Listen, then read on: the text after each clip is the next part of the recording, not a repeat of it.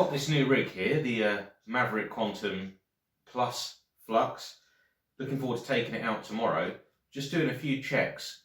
And I thought it was a good idea because when this came out, it got a lot of new drivers onto the scene. And there are a lot of questions that came through on the forums and the Facebook pages that were not in a patronising way, but quite basic. And people were causing themselves to have difficulties due to being new to the scene and being afraid to ask stuff. So this little basic video on just what you should check when you get a new model and time to time between runs, just as a sort of general maintenance thing. Now, first thing to bear in mind is if you buy a model and it says ready to run, just disregard that. In my opinion, they should stop at this bit, pre-assembled, because you cannot take for granted that any model, no matter brand, price, anything, is ready to run. So here's a few little basic checks you should do and why you should do them. Perfect. Number one, again, sounds patronising and totally goes against the man code. It's up there with asking for directions, but it's read the manual. I keep all my manuals. I've got a drawer of manuals down there, and they are properly useful.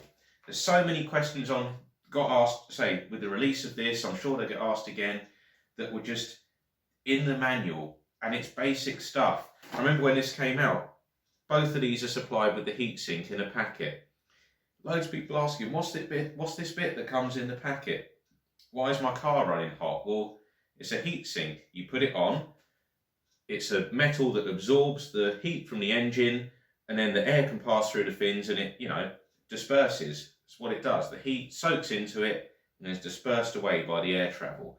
So again, if people are taking 10 seconds to read, snap that on, they wouldn't have the issues.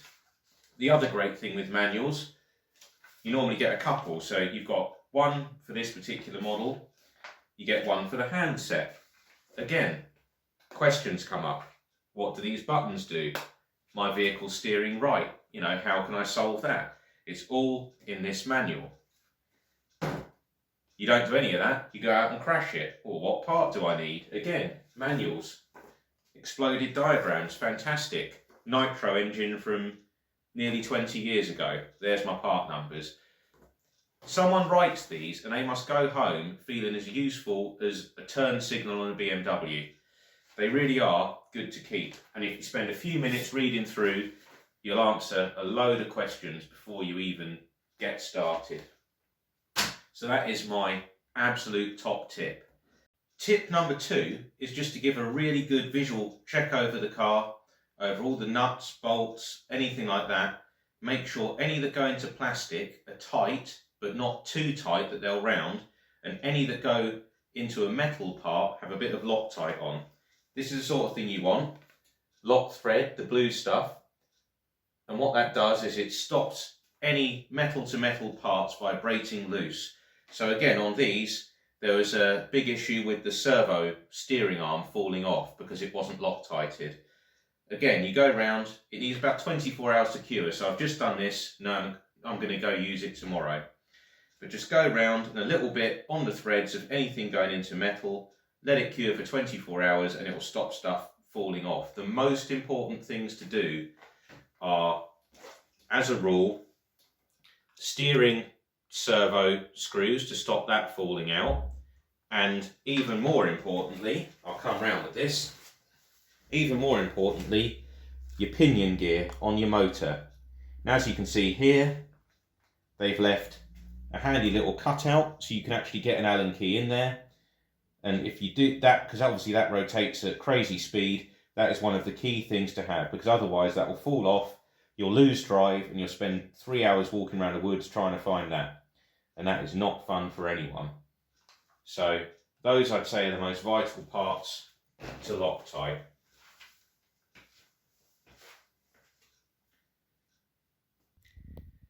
So here's a better view of the pinion gear. You can see there the cutout, and as you rotate the motor around by rolling the vehicle,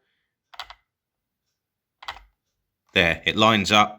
You can then get on there and you can see the residue there of some of the blue Loctite that's now on those threads.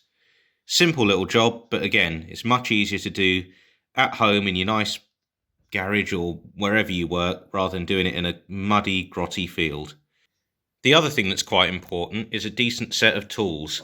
By having some decent sort of Allen key drivers rather than a cheap set, it means that you can apply a little bit more force to do stuff up, and when you come to undo a stubborn one, rather than round out the inside of the nut or bolt and cause chaos, it just undoes nicely. Something like this fast track set, they're only fairly cheap for the set of 4.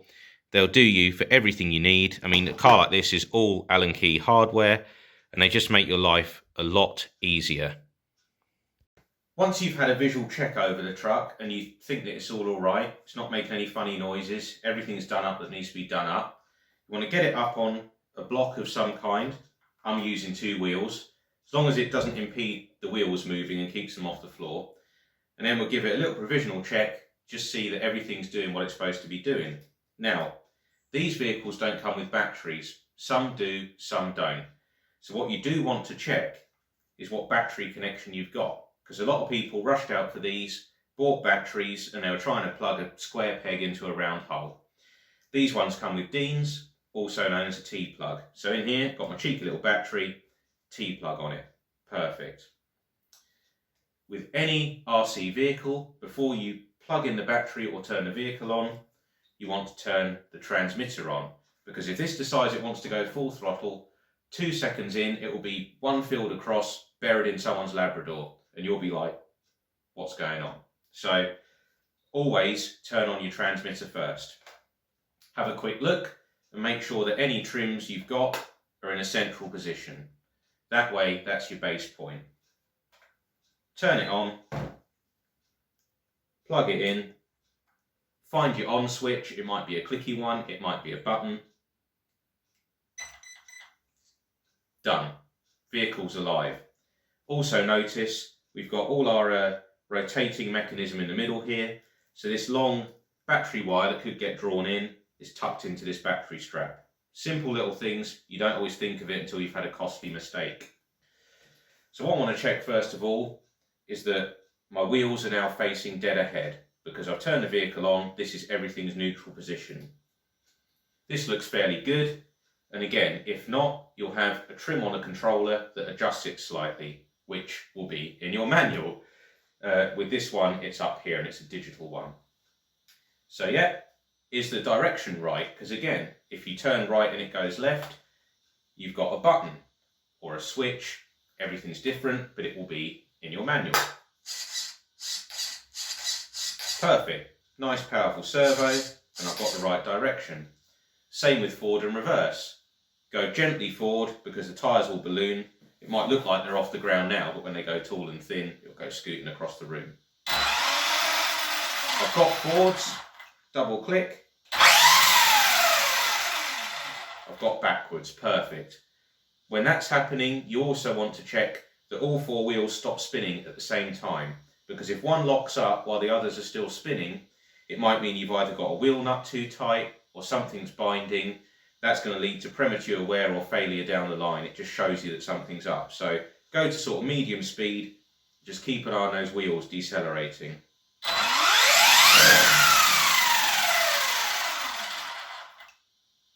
Beautiful. There's a couple more adjustments you can make. One is the steering end points. Now, on here, I've got that, dual rate on this, it's called, it could be one or the other. That adjusts how far the servo pushes the wheels, so how much steering you get effectively. On some trucks, you'll see that the servo sort of gets to the end of its travel, and then from that point is just bending steering arms. You want to dial it back so that when the servo's at maximum travel, it's not really tugging or really pushing on everything. Again, that prolongs the life of all your parts. The same with the, on this, you've got adjustable throttle trim. So if I turn that right the way down, full speed is this. If I turn it all the way up,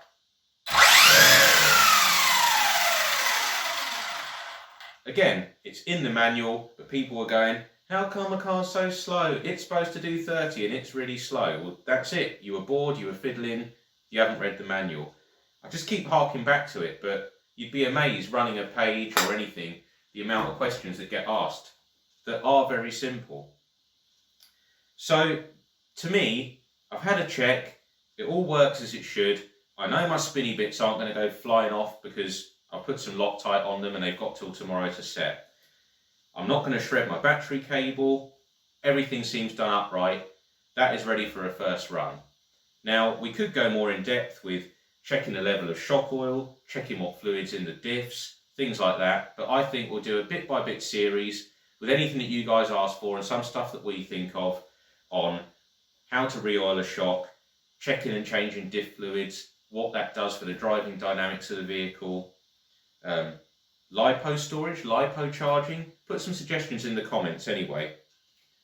Again, I hope that's helped someone, because people seem to be afraid to ask, but they'd rather go and make a £100 mistake than ask a simple question. So just take your time. If you do this every run, brilliant, you know, but ideally just check your screws, and when you've done running, just as a maintenance point, just clean the car down. It's never going to look this new again, but you don't want chunks, you don't want moisture.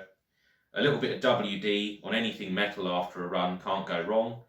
You'd be amazed sometimes, 2 weeks after a run, if it was a bit wet, you'd spin that cog round and 3 of these teeth would be bright orange. And again, that's going to wear things out. It's just ugly and it's not good.